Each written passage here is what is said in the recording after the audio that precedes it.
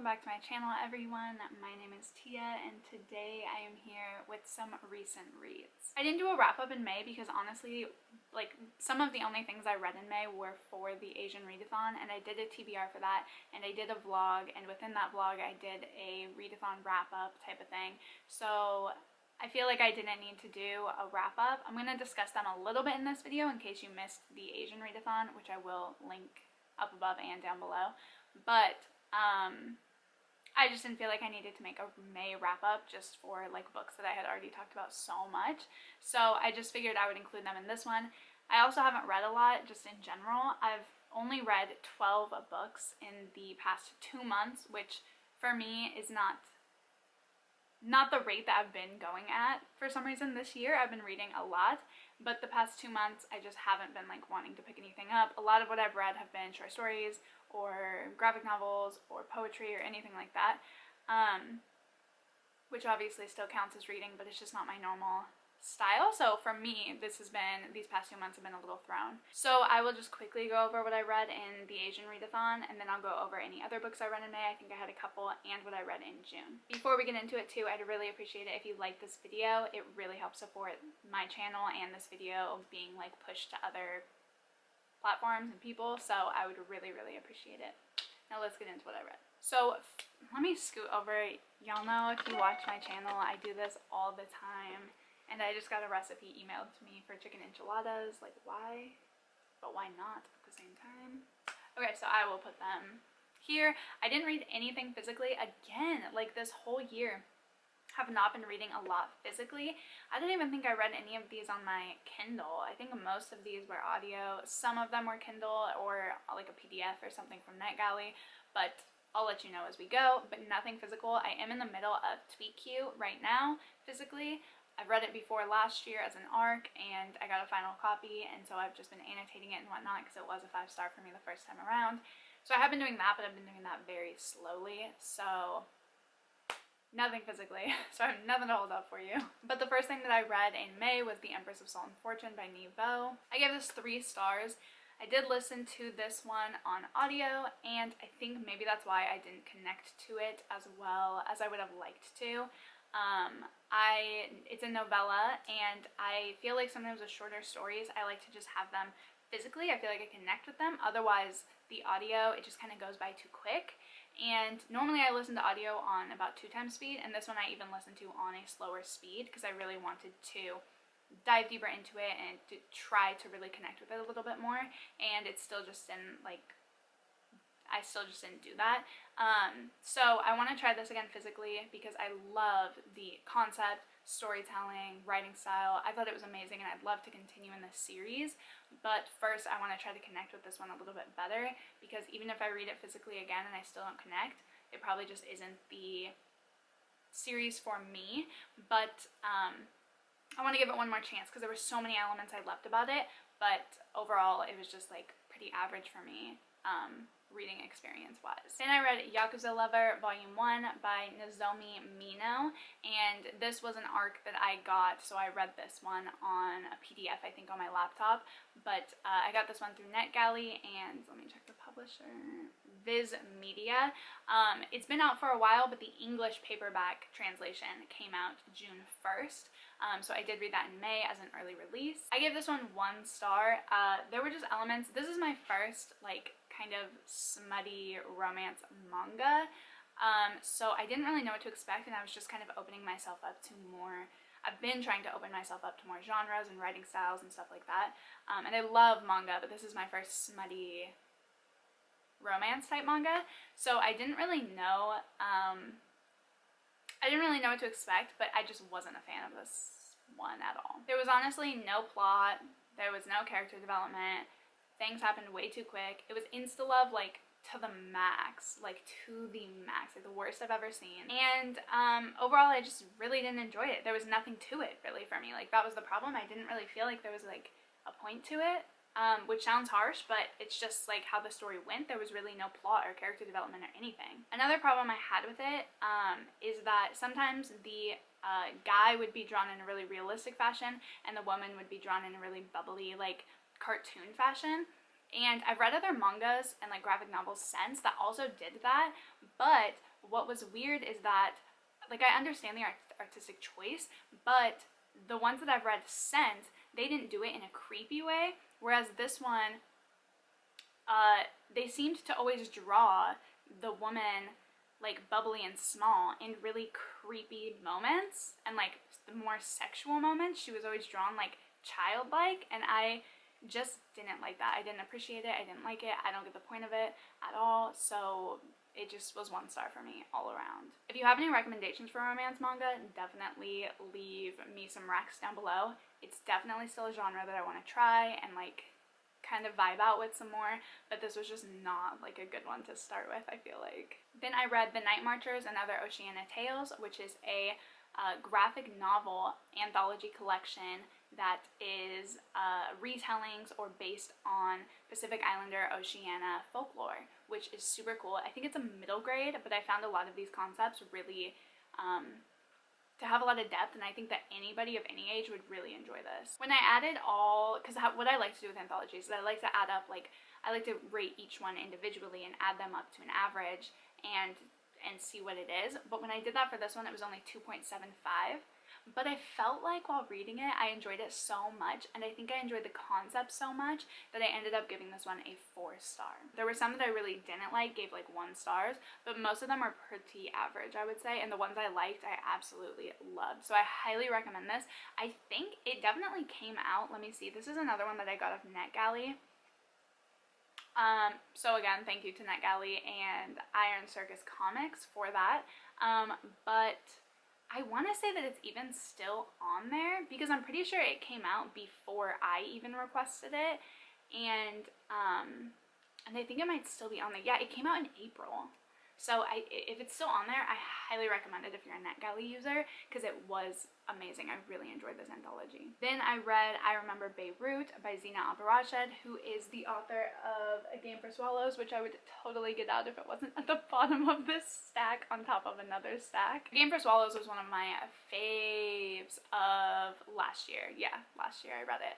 I read it for a international worldly graphic novels class, and I just thought it was amazing. I love the art style. I love her way of storytelling. It's a memoir about her time in Beirut during the Lebanese War, I believe. Lebanese War, I want to say, in the 80s when she was a child.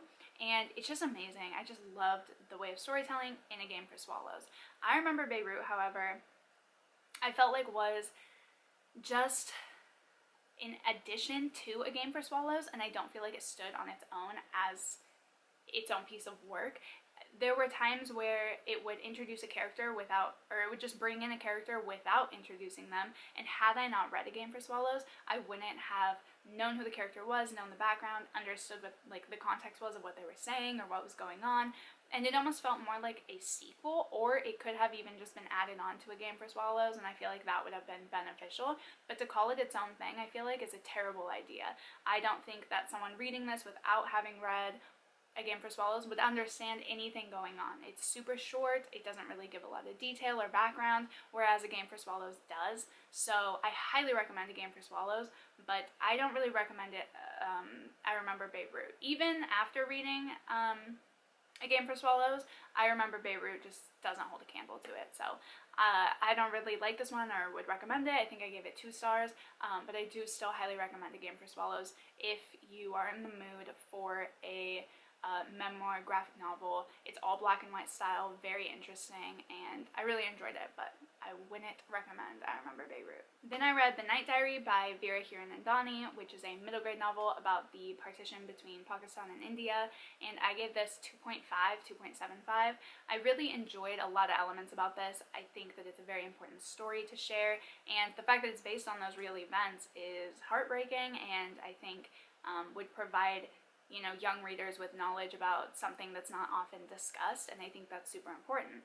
However, the book itself, the way it was written in a letter format the girl's writing to her deceased mother, and it was just so choppy. Like, it was just, something would be happening and it would cut, and then it would be like, "Dear Mama," and you just could never connect, at least I could never connect to the depth that I really wanted to these characters and to the story. I felt like it was always just getting cut, like right when something was about to happen, or right when it was eventful, or there was some character development, or anything like that.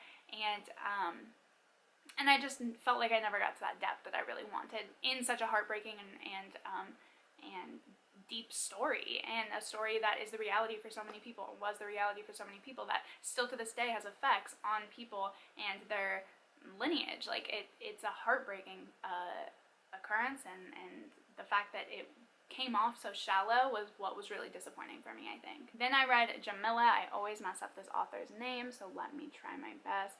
By tiaschmidt. I think I actually got it that time. And this is one of the most renowned pieces of literature out of Kyrgyzstan, and I read this for the Asian Readathon. I wanted to read a book from a country that I really had no idea about, and this was one that I found a translated ebook of, and seems to be the most profound piece of literature out of this place, so it was a good one to start with. I ended up giving this like 2 to 3 stars. I still can't really decide. It's a short story. It's supposed to be about it's from the perspective of this guy, and he's watching his sister-in-law, his new sister-in-law, kind of fall in love or begin this love affair with this war veteran that came back, as her husband is in the hospital, I think, from war. But it's all from the perspective of her brother-in-law. It's like a complicated kind of like perspective, and I wish that the perspective had been completely different. It's supposed to be a love story. It's been called the greatest love story of all time, but I didn't get that. I think that doing it from the perspective of the brother was a very strange artistic choice, because he talks about himself for like half the book, so it's not even really, it's only like a 60-page book or something, maybe less, because that was on my Kindle, which is small, so probably less in physical form. But he talks about himself most of the time. He's like, wow, they're falling in love. I might start painting again. Nobody asked. Like, what? So I don't know. I found that so strange. He talked about himself so much, and it was just a weird perspective. Like, I don't get the love connection. I didn't really feel. I didn't get it, because I think it was told from this really random perspective. But it was still interesting regardless. It was really great to read from a country that I've never read from before, that was set there, so I could really see and learn their ways of life and whatnot. It was super interesting, but as a story itself, I just missed the mark. I just felt like the perspective and whatnot was interesting, but it threw me off. So I don't really know about that one.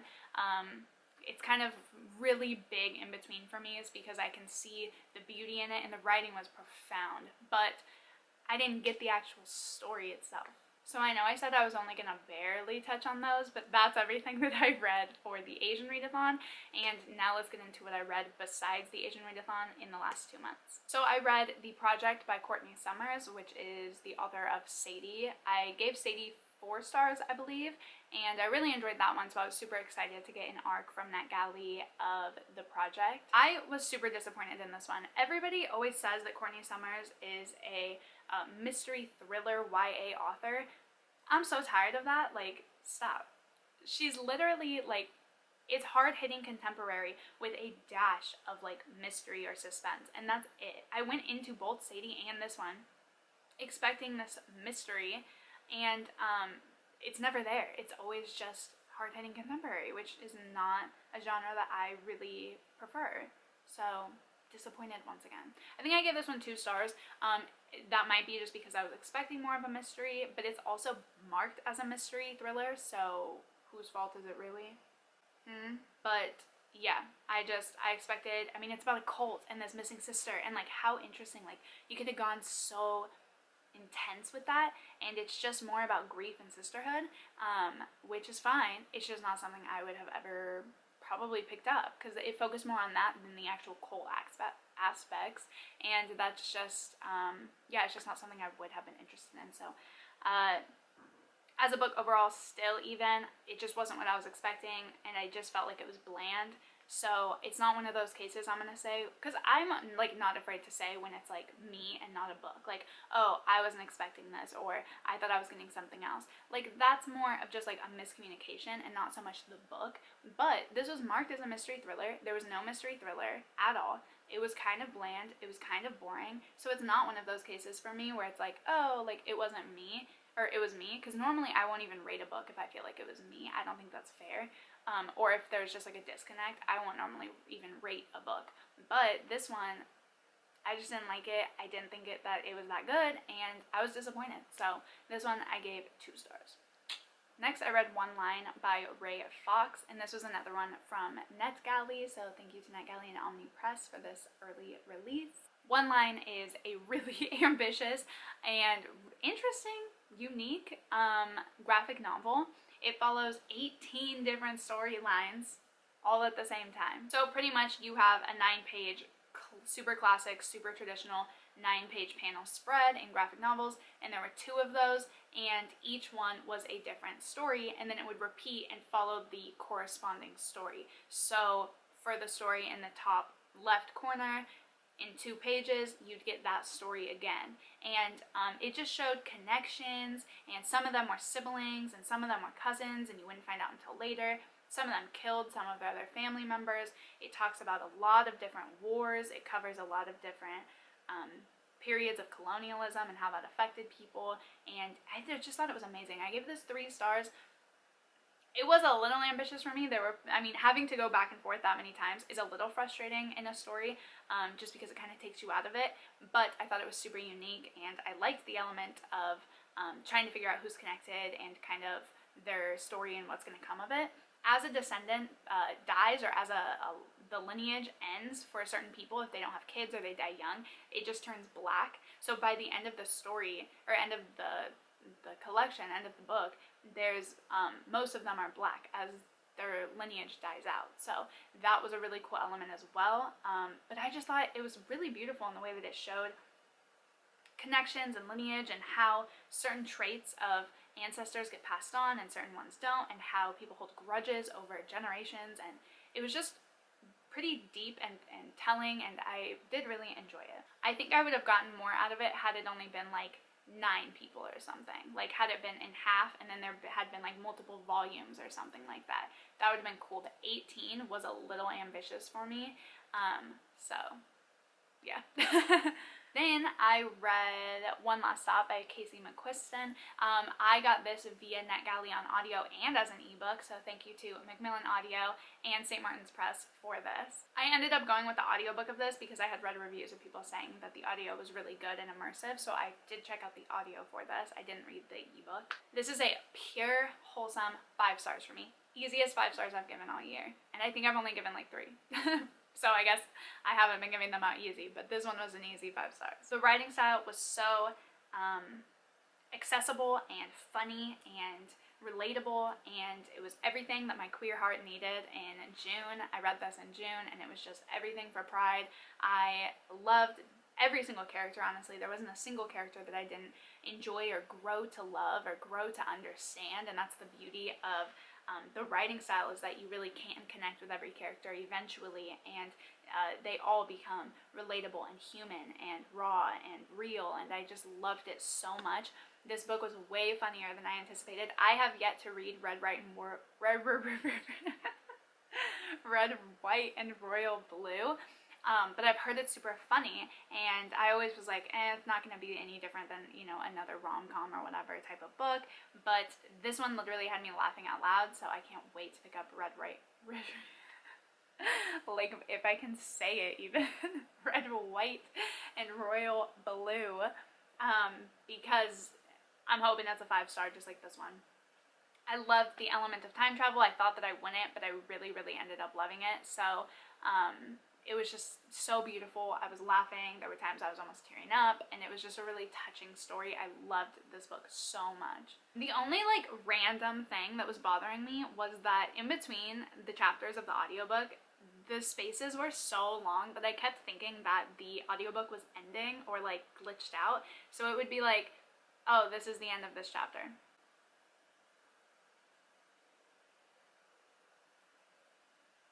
Chapter 2. That would be like, hello? So that's the only thing that really bothered me. Besides that, the audiobook was amazing. I do highly recommend it. I completely agree with all the reviews that say that it brought characters to life and was amazing.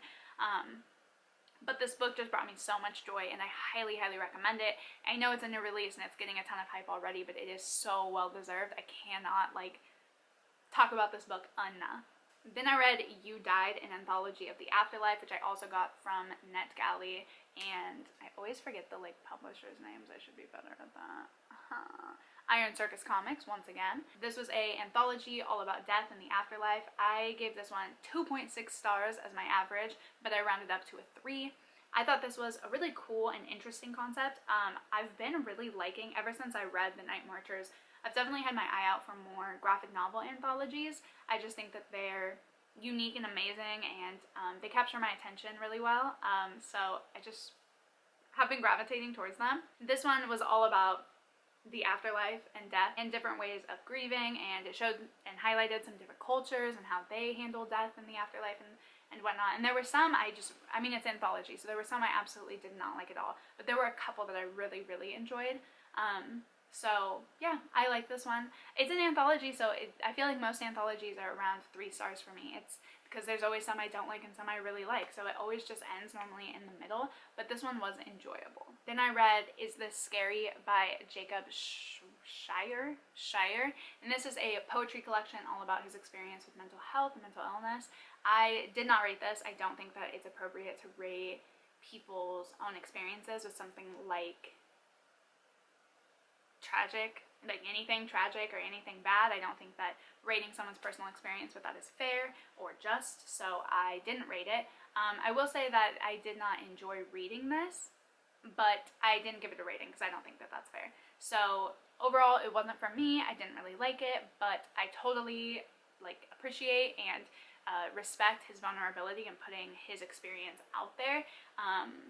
I just think that's incredibly brave, but the poetry just didn't work for me. The last thing I read was We Were Liars by E. Lockhart, which y'all lied to me about for sure. I was told that We Were Liars has the best twist. I've heard about it on BookTube since like I found BookTube in 2013, and I've been hearing about it on TikTok since TikTok came around and started bringing back all these throwbacks. I was told I would cry. I was told it was crazy. I was even looking back on other people's reviews that I follow on Goodreads, and they were like, oh, this is crazy. Oh, this is so cool. The writing style, sure. Good writing style, nice writing style, interesting, captivating, but that twist, I could have told you that from page, like, not from page 1, because I didn't know what was happening yet, but literally the second that anything started to happen, I could have 100% and did say where it was going. Like, that was the most predictable twist ever. I don't know. Like, I'm not a big fan of hard-hitting contemporary anyways, but I wanted to give this a go because I've heard such amazing things, and I heard that the twist was going to be crazy, and I love a good twist, but this was not it. Overall, I gave it 2 stars. I did like the writing style. The character herself, the MC, I found really relatable and enjoyable to read from, and I just, you know, she definitely pulled some emotion out of me, but just not in the way that I thought that I would have, and not in the way that I was told was going to happen. So I don't know, the twist was just not it for me. It seems like that's the main reason people enjoy this novel, and since I figured it out from the jump, it just didn't make the rest of the reading experience very enjoyable, because then I kept seeing other clues that were like, oh yeah, I'm definitely right, and then it was confirmed, and I was like, eh. I was literally hoping that there was gonna be like a second twist or something that would have made me be like, oh, okay, I was right, and, you know, but it never came. That one twist was just the twist, and that was it, and so, yeah, I don't know.